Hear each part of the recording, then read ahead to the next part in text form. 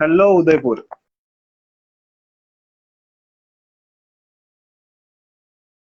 आप सभी का हार्दिक स्वागत करता हूं। अभी हमारे साथ अहमदाबाद हॉस्पिटल, अहमदाबाद जाइडस हॉस्पिटल से डॉक्टर दरिया सिंह जी जुड़ चुके हैं। सर मैं आप सर मैं आपका सभी उदयपुर वासियों की तरफ से हार्दिक स्वागत करता हूं।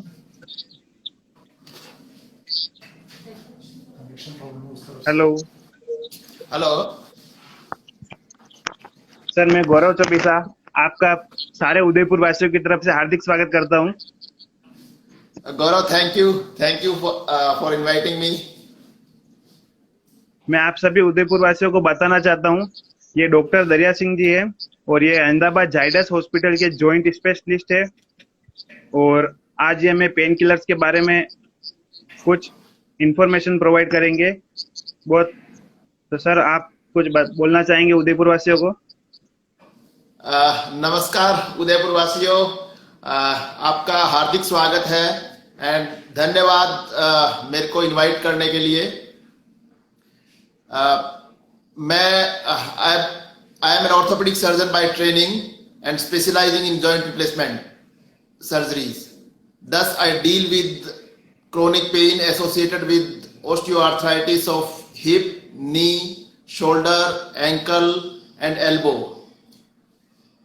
There are various modalities which I deploy for managing chronic pain of osteoarthritis of these joints. These modalities are medicines, exercises, intra-articular injections, and finally, if rest of the options fail, then joint replacement surgery. So आज अपने pen और pen से related जो methods है उनके बारे में discuss करेंगे। जी सर। साथ ही साथ अपने ये भी डिस्कस करेंगे कि पेन किलर दवाइयों के साइड इफेक्ट क्या है और इनको मिनिमाइज करके इनको कैसे मिनिमाइज किया जा सकता है और अल्टरनेटिव मेथड्स क्या है पेन मैनेज करने के, ये हम इस टॉक में डिस्कस करेंगे। तो सर, मेरा क्वेश्चन है आपसे कि आप कि पेन और पेन किलर्स में क्या डिफरेंस होता है? सो बेसिकली पेन जो है अपना वो unpleasant sensory and emotional experience है और वो कोई भी इंजरी अपने बॉडी में होती है, पोटेंशियल या एक्चुअल डैमेज बॉडी में जब होता है तो उसके कंसिक्वेंट जो unpleasant sensory and emotional experience होता है उसको हम पेन कहते हैं। सो पेन के बेसिकली दो कंपोनेंट है, एक टिश्यू डैमेज के कारण से जो अनप्लेजेंट सेंसरी एक्सपीरियंस होता है वो, और दूसरा उसकी वजह से इमोशनल एक्सपीरियंस जो हम करते हैं। तो ये है पेन के दो कंपोनेंट। इसके अलावा पेन जो है इमोशनल और सेंसरी एक्सपीरियंस के बियॉन्ड भी काफी सारे कॉन्सिक्वेंसेस होते हैं पेन के। जैसे पेन के कारण से हार्ट रेट इंक्रीज हो जाती है, पेन के कारण से ब्लड प्रेशर इंक्रीज हो जाता है, पेन के कारण से जो अपने एपेटाइट है, हंगर है, वो भी कम हो जाती है। पेन की वजह से जो है हमारा जो नींद है वो भी कम हो जाती है और पेन की वजह से लॉस ऑफ लिबिडो भी होता है। So apart from sensory and emotional experience, pain has many consequences. So it is very essential to treat pain in a very effective and timely manner. Okay sir. Yes. नहीं, okay, आप continue कीजिए। हाँ। सो pen को relieve करने के काफी सारे तरीके हैं। जो इनिशियली जो है हम डायग्नोज करते हैं कंडीशन को कि किस वजह से ये पेन हो रहा है। दूसरा, जब जो अंडरलाइन कंडीशन है उसको ट्रीट करना और साथ साथ में पेन को ट्रीट करना, ये जो है हम पेन को पेन रिलीविंग मेडिसिन से ट्रीट करते हैं और जो अंडरलाइन डिजीज है उसका जो एक्चुअल जो ट्रीटमेंट है उसको उसके द्वारा ट्रीट करते हैं। जैसे फॉर एग्जांपल ऑस्टियोआर्थराइटिस ऑफ नी है, वो अभी स्टार्ट हुआ है, तो उसके जो अंडरलाइन डिजीज है ऑस्टियोआर्थराइटिस को कैसे कौन सी मेडिसिन देनी है वो हम देते हैं, या कोई इंट्राआर्टिकुलर इंजेक्शन देना है तो वो देते हैं, और साथ साथ में पेन रिलीव करने के लिए पेन किलर दवाइयां देते हैं। Okay. तो sir when should I take my painkillers? So basically जैसे जैसे मैंने बताया पहले भी कि पेन रिलीव करने के लिए हमें हमारी कंडीशन, किस वजह से ये पेन हो रहा है वो जानना बहुत जरूरी है, उसका डायग्नोसिस बहुत जरूरी है, उसका एक्यूरेट डायग्नोसिस बहुत जरूरी है। और वंस वो डायग्नोसिस हो जाता है देन वो एक तो अंडरलाइन कंडीशन को ट्रीट करना, और एक वो पेन रिलीवर मेडिसिन जो है वो पेन रिलीव करने के लिए मेडिसिन लेने की है। अभी कुछ लोग ऐसे होते हैं जो या तो हमारी मेडिकल सर्विसेज अवेलेबल नहीं होती है, या हम रिलेक्टेंट होते हैं मेडिकल सर्विसेज लेने के लिए। तो ऐसी कंडीशन में अपने आप से लोग पेन किलर दवाइयां लेना चालू कर देते हैं बिना डायग्नोसिस के किए। तो ये बड़ी डेंजरस कंडीशन है, ऐसे हमें नहीं करना चाहिए, क्योंकि यदि हम ओवर द काउंटर मेडिसिन लेते हैं और रैंडमली पेन रिलीवर मेडिसिन लेते हैं तो उससे साइड इफेक्ट होने के चांसेस बहुत ज्यादा होते हैं। So it is better to avoid taking pain relieving medicine on your own and for a very long time. तो पेन किलर्स मैं रेगुलरली ले सकता हूँ? अगेन गौरव, जैसे मैंने बताया कि काफी सारे लोग ऐसे होते हैं जो अपने आप से काफी सारी कंडीशंस, क्रोनिक डिजीज होती है, उनको पेन क्रोनिक रहता है, और ऐसे कंडीशन में patient tend to take pain relieving medicine for a longer time. ऐसी कंडीशन में उनके साइड इफेक्ट होने के बहुत ज्यादा चांसेस रहते हैं। सो पेन रिलीविंग मेडिसिन जो है वो डॉक्टर जैसे बताता है, डॉक्टरी सलाह से ही लेनी चाहिए, अपने आप से नहीं लेनी चाहिए। जी सर। लंबे ड्यूरेशन में यदि कोई डिजीज आपकी ऐसी है जिसमें आपको लंबे ड्यूरेशन के लिए पेन किलर लेना पड़ता है, तो एक मिनिमम डोज में लेनी चाहिए, और on basis of as and when required लेनी चाहिए। तीसरी जो चीज इसमें है कि जो सेफर मेडिसिन है पेन रिलीवर, वो लेनी चाहिए। ऐसे हर एक कोई अपने मेडिकल स्टोर पे जाकर के कोई भी दवाई जैसे डिक्लोफेनेक है या जो मेलोक्सिकैम है, पिरोक्सिकैम है, ऐसे अपने आप से नहीं लेना चाहिए। सही है। हमारे इंडिया में तो लोग खुद डॉक्टर बन जाते हैं। हाँ, यही अपनी सबसे बड़ी प्रॉब्लम है कि हम डॉक्टर के पास जाकर के प्रॉपर दवाई लेने की बजाय हम अपने आप से मेडिकल शॉप में जाते हैं कि मेरे को पेन हो रहा है तो दर्द की दवाई दे दो। तो ये टेंडेंसी अपनी ज्यादा है। ये यदि हम ऐसे पेन किलर दवाइयां लेते हैं तो बहुत डेंजरस हो सकती है। तो सर हम ये पेन किलर्स के एडिक्ट भी हो सकते हैं? काफी सारी पेन किलर दवाइयां हैं वो दो तरह की है। एक तो non steroidal anti inflammatory drugs, और दूसरी है ओपियोइड्स। ओपियोइड्स में जो है मॉर्फिन आती है, जैसे कोडीन आती है, और ट्रेमाडोल आती है। सो यदि ये दवाइयां हम लेते हैं रेगुलरली तो इनके हम एडिक्ट हो सकते हैं। दूसरी जो तरह की दवाइयां हैं जो non steroidal anti inflammatory drugs, उनसे एडिक्ट तो नहीं होते हैं, लेकिन उनके साइड इफेक्ट बहुत सीरियस हो सकते हैं। ओके। तो हम उदयपुर वासियों के भी अगर कोई क्वेश्चन हो सर से तो आप भी हमें मैसेज से बता सकते हैं। सर मेरा नेक्स्ट क्वेश्चन है, can I travel with my pain killers? Yes, यदि आपको कोई ऐसी कंडीशन है कि इसमें बहुत शॉर्ट लास्टिंग कंडीशन है और उसमें आपको पेन रिलीविंग मेडिसिन लेनी पड़ती है, तो yes you can travel with after taking pain killer, but then again which pain relieving medicines you are taking.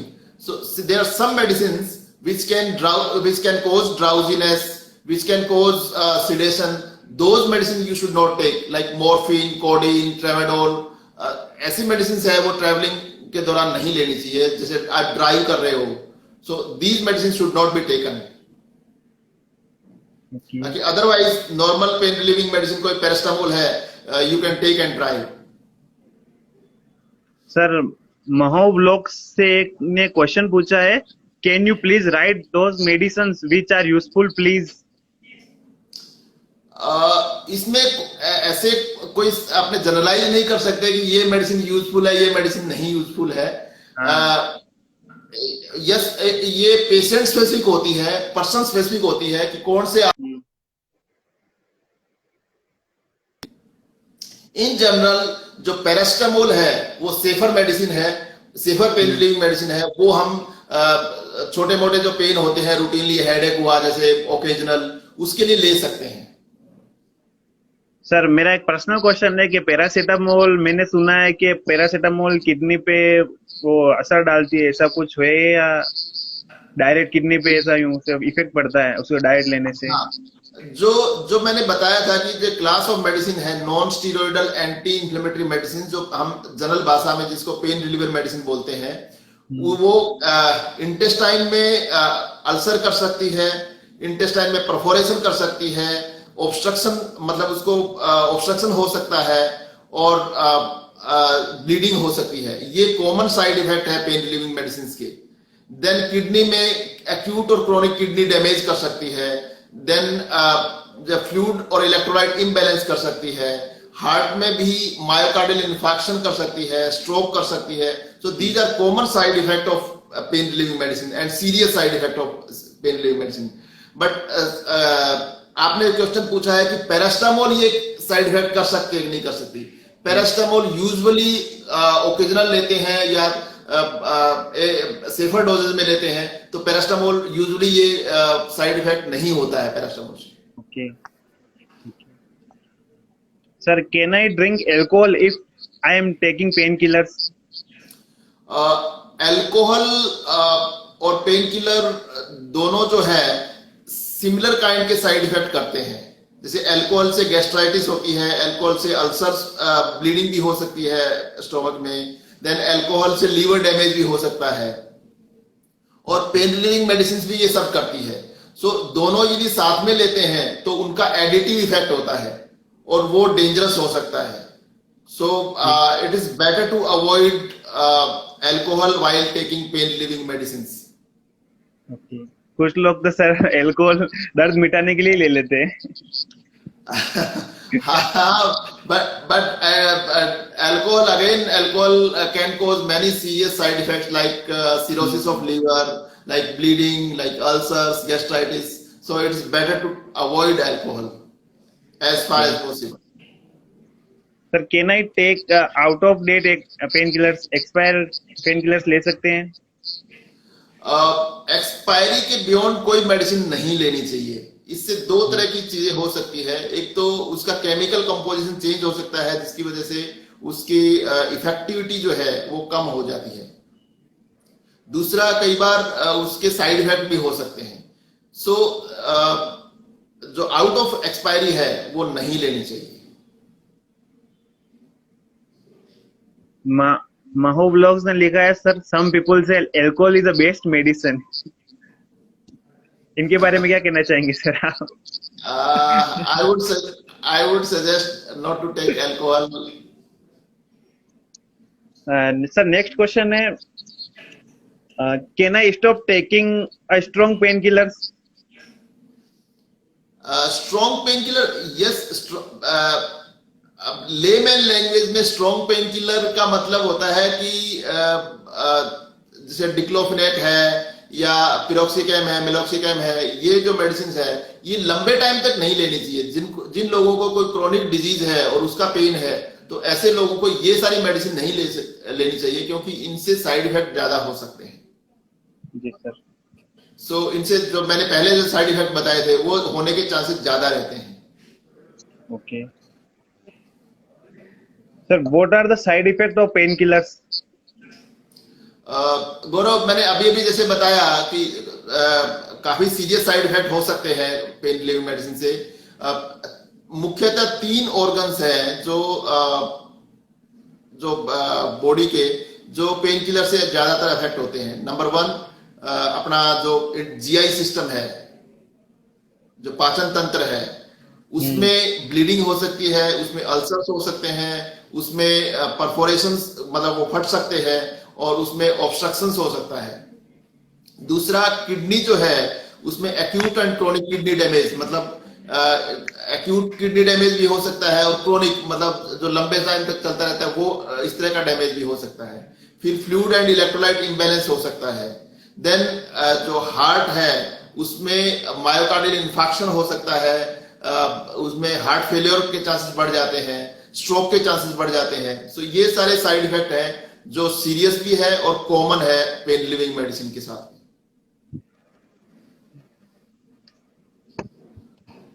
Sir, is there any expiry of painkillers? Yes, Gaurav, painkiller, all the medicines have expiry dates on it, and then you should not take any medicines which are expired. Sir, what is which is better use, injection or tablet? ये situation पे depend करता है Gaurav. It's not कि injectable better है या tablet better है। In general tablets are more convenient. So आपने कई बार ऐसी एक्यूट कंडीशंस होती है जिसमें अपने को इमीडिएट रिलीफ की जरूरत होती है, तो ऐसी कंडीशंस में इंजेक्टेबल ज्यादा यूजफुल रहते हैं। बाकी क्रोनिक डिजीज, क्रोनिक जो कंडीशंस होती है उसके लिए टैबलेट फॉर्म ज्यादा बेटर है। ओके, तो सर अब पेन किलर्स के बारे में सर आपने हमें इतनी जानकारी दी है, तो अब मैं सर आप जैसा कि हम जानते हैं कि आप जॉइंट एक्सपर्ट है, तो मैं उससे रिलेटेड आपसे कुछ क्वेश्चन पूछना चाहूंगा जॉइंट रिप्लेसमेंट से। Yes yes yes. तो सर आप मैं बताएंगे कि जॉइंट रिप्लेसमेंट क्या होता है और इसके क्या टाइप, किस टाइप के होते हैं, कुछ इसके बारे में इंफॉर्मेशन। हाँ हाँ, इसमें बेसिकली जॉइंट रिप्लेसमेंट, जब जॉइंट डैमेज हो जाता है तो उसको रिप्लेस करने के लिए ऑपरेशन होता है, उसको हम जॉइंट रिप्लेसमेंट कहते हैं।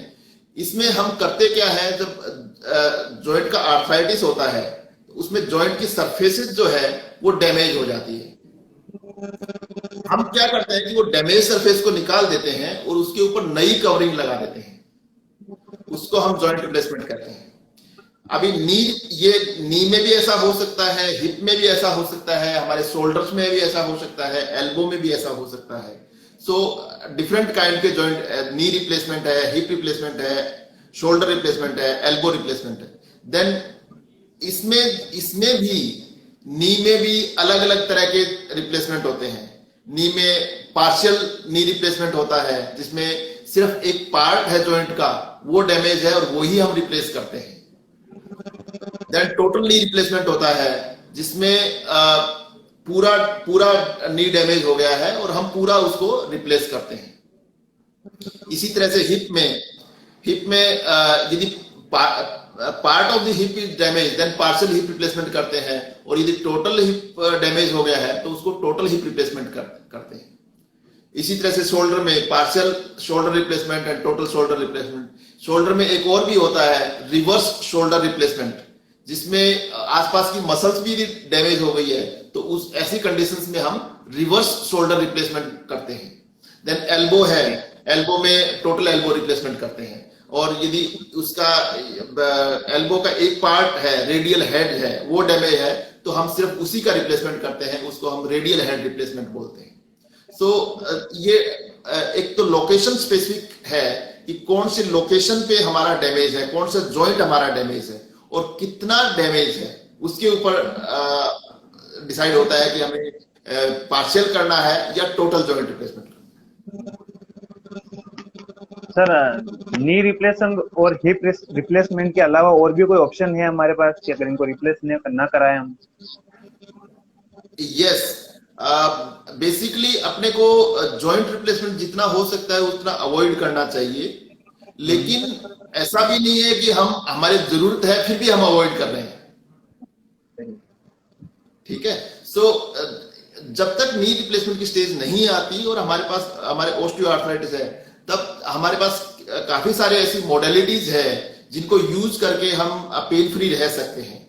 जैसे एक्सरसाइजेस है, यदि हम सर्टेन एक्सरसाइज, जैसे नी का ऑस्टियोआर्थराइटिस है और नी की हम कुछ एक्सरसाइज करते हैं तो काफी हद तक पेन रिलीफ होता है। फिर इंट्रा आर्टिकुलर इंजेक्शंस, जिसमें 3 तरह के बेसिकली इंजेक्शंस होते हैं। एक होता है PRP. PRP is platelet rich plasma. ये जो इंजेक्शन हम लगाते हैं तो उससे काफी लोगों को 6 महीने से 1 साल तक पेन रिलीफ रहता है। ओके। इसमें हम करते क्या है कि पेशेंट के खुद का ब्लड लेते हैं, उसमें से जो ब्लड में काफी सारी सेल्स होती है, उसमें एक टाइप की सेल होती है जिसको हम प्लेटलेट बोलते हैं। ये प्लेटलेट ओके। सेपरेट करते हैं और वो प्लेटलेट नी जॉइंट में इंजेक्ट करते हैं। और ये हार्डली जो इंजेक्शन है 5 मिनट का प्रोसीजर है, कॉस्टली भी नहीं है, और ये इससे काफी लगभग 80-90% लोगों को 6 महीने से 1 साल तक पेन रिलीफ रहता है अर्ली आर्थराइटिस में। देन एक दूसरी तरह का इंजेक्शन होता है जो विस्को सप्लीमेंटेशन जिसको हम बोलते हैं, जिसको देसी भाषा में अपने जेली बोलते हैं। हमारी ये नी में जेली खत्म हो गई है और उसका इंजेक्शन हम लगाते हैं। तो ये जो जेली है, ये इसको हम मेडिकल लैंग्वेज में विस्को सप्लीमेंटेशन बोलते हैं। इसका विस्को सप्लीमेंटेशन, तो इसका इंजेक्शन हम जब लगाते हैं तो ये थोड़ा सा कॉस्टली है, लगभग 15 से 20 हजार के बीच में इसकी कॉस्ट पड़ती है। और अगेन 6 महीने से 1 साल तक इसमें पेन रिलीफ रहता है। जो तीसरी तरह का इंजेक्शन होता है वो है स्टीरॉइड। तो काफी सारी कंडीशंस ऐसी होती है जिसमें नी जो आर्थराइटिस है, या तो वो सिर्फ उसमें साइनोवाइटिस स्टेज है, तो उसमें यदि हम स्टीरॉइड इंजेक्शन लगाते हैं तो ये इमीडिएटली रिलीफ भी हो जाता है और काफी कंडीशंस में क्योर भी हो जाता है। दूसरा जो है स्टीरॉइड कंडीशन, जो जिसमें स्टीरॉइड हम लगा सकते हैं, वो है कि जिसमें हम ऑपरेशन नहीं कर सकते हैं, पेन रिलीविंग मेडिसिन भी नहीं ले सकते हैं। तो ऐसी कंडीशंस में हम स्टीरॉइड इंजेक्शन लगा सकते हैं। तो ये 3 तरह के बेसिक इंजेक्शंस है जो ऑस्टियोआर्थराइटिस में हम यूज कर सकते हैं, जब तक या तो हम नी रिप्लेसमेंट कर नहीं सकते हैं, या वो स्टेज नहीं आई है जिसमें हमें नी रिप्लेसमेंट करना चाहिए, या फिर हम नी रिप्लेसमेंट को डिले करना चाहते हैं। सो इन 3 कंडीशंस में हम ये इंजेक्शंस लगा सकते हैं। सर मेरा लास्ट क्वेश्चन है जॉइंट से related. What is the average hospital stay for knee replacement और hip replacement surgery? Gaurav, average hospital as such knee replacement में लगभग 3 to 4 डेज होते हैं, लेकिन हमारे हॉस्पिटल में हमने एक नया इनिशिएटिव स्टार्ट किया है जब से ये कोविड स्टार्ट हुआ है तब से। इसमें हम 1 दिन में पेशेंट को डिस्चार्ज कर देते हैं, और ये स्टेज हम जो है एक प्रूवन मेथड के द्वारा हमने किया है, जिसमें सबसे पहले जैसे जल्दी पेशेंट को डिस्चार्ज करना है तो उसमें हमें कुछ डिस्चार्ज क्राइटेरियाज है कि वो फिट उसमें होता है कि नहीं होता है। यदि उसमें ये फिट होता है तो हम उसको डिस्चार्ज कर सकते हैं। सो ये डिस्चार्ज क्राइटेरिया हमने ऐसे बनाए हैं जिसमें पेशेंट को घर जाकर के कोई तकलीफ नहीं हो। और ये स्टेज हम पहुंच पाए हैं सिंगल डे में डिस्चार्ज करने का, वो उसके पीछे जो मेन इंपॉर्टेंट चीज है वो तो एक हमारी सर्जिकल टेक्निक है कि हम प्रिसाइज और कंसिस्टेंट वही प्रिसीजन अचीव करते हैं, और वो करते हैं हम, हमारी ओन टेक्निक है ट्रू अलाइन टेक्निक, उसके द्वारा। देन हमारा जो ब्लड लॉस होता है वो बहुत ही मिनिमम होता है। देन हमारा जो पेन मैनेजमेंट है वो एडिक्वेट होता है, और वो लेटेस्ट जो प्रोटोकॉल है उसके द्वारा होता है। सो इन सारी चीजों को मिला करके हम एक ऐसी स्टेज पे पहुंचे हैं जहां हमारे पेशेंट्स का जो रिकवरी है वो बहुत फास्ट होती है, और हम उसके द्वारा सिर्फ 1 दिन में पेशेंट को डिस्चार्ज कर सकते हैं। इसी तरह से हिप में भी हमारा जो डिस्चार्ज के ड्यूरेशन है वो काफी छोटा है, इसमें हम 3 से 4 दिन में डिस्चार्ज करते हैं। अगेन इसमें हिप में हम एक हमारी टेक्निक है जिसमें जिसको हम हाई परफॉर्मेंस हिप रिप्लेसमेंट बोलते हैं। उस टेक्निक में पेशेंट का जो मूवमेंट है हिप का वो रेस्ट्रिक्ट नहीं होता बिल्कुल भी। वो अपनी जो भी लाइफ एक्टिविटीज है सारी कर सकते हैं, उसका कोई रेस्ट्रिक्शन नहीं है, और उसकी जो लॉन्जेविटी है वो भी काफी अच्छी है। सो इन सब को मिला करके जो जिस तरह का हिप हम करते हैं उसको हमने हाई परफॉर्मेंस हिप नाम दिया है।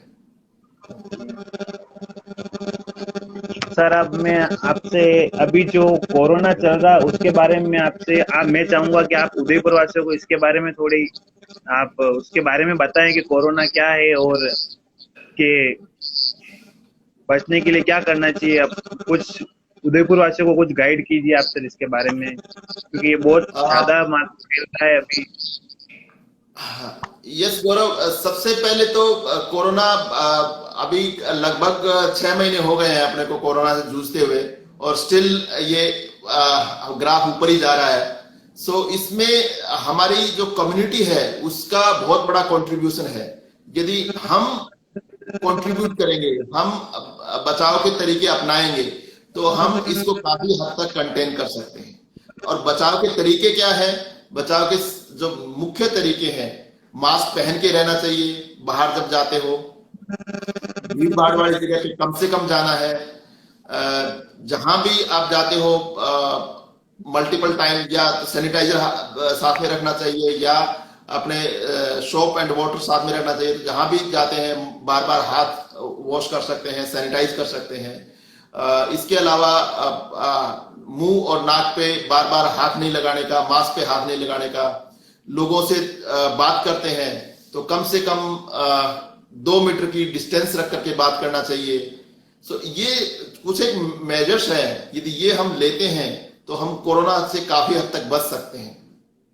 रही बात बाई चांस किसी को यदि कोरोना हो गया है तो क्या करना चाहिए, तो सबसे पहले तो अपने आइसोलेशन, कंप्लीट आइसोलेशन में रहना चाहिए ताकि दूसरे लोगों को नहीं फैले। दूसरा, अपनी खुद की केयर करने के लिए डॉक्टर की सलाह लें। अपने सिम्टम्स हैं उसके हिसाब से डॉक्टर जो बताते हैं वैसे वैसे दवाई करें। अपने आप से बिल्कुल ऐसा नहीं लापरवाह हो जाए कि बस मैं तो आइसोलेट हो गया हूं और अभी मेरा ठीक हो जाएगा। सो डॉक्टर से सलाह करना बहुत जरूरी है, क्योंकि ये डॉक्टर बता सकता है कि आपके रिस्क कितनी है कोरोना से कॉम्प्लिकेशन होने की, आपके कौन सी स्टेज है आपकी कोरोना की, और इसमें इस स्टेज में कौन सी दवा देनी चाहिए। अब हमारे पास में काफी सारी ऐसी दवाएं हैं जो डिफरेंट स्टेजेस पे काम आती है, और उससे जो लोगों के कॉम्प्लिकेशंस होने की जो पॉसिबिलिटी है वो काफी कम हो गई है यदि टाइमली उसका ट्रीटमेंट करते हैं तो।